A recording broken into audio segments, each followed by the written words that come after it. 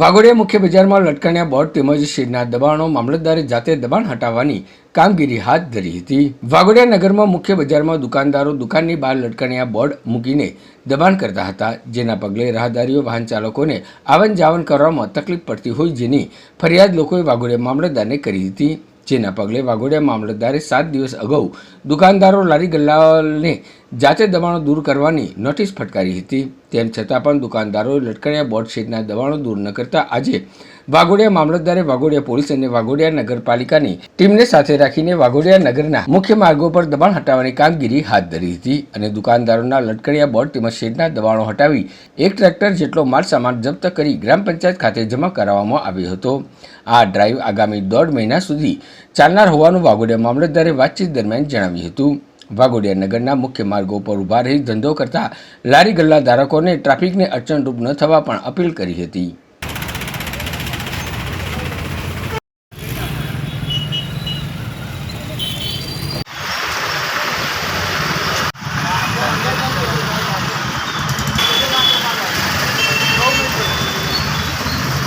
આજ રોજ વાઘોડિયા નગરપાલિકા બન્યા બાદ લોકોના રજૂઆતો એવી હતી કે બજારની અંદર લોકો દુકાનની બહાર લટકણિયા લટકાવીને દબાણ કરે છે, તો એ દબાણ સાહેબ લટકણિયા હટાવીને એનો નિકાલ કરવાનો છે।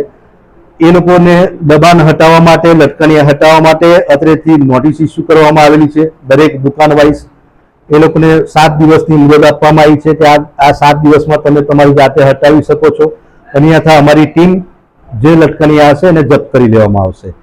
એના 7 દિવસ આજ રોજ પૂરા થતા હોય આજે પોલીસ ડિપાર્ટમેન્ટ, મારી નગરપાલિકાની ટીમ, વહીવટદાર તરીકે હું જાતે દબાણ લટકણિયા દૂર કરવા માટે અમે જાતે નીકળ્યા છે અને બને ત્યાં સુધી જેટલા લોકોના હતા એમને સમજૂત કરવામાં આવેલા છે કે ભાઈ બીજી વાર આ વસ્તુ ના કરતા।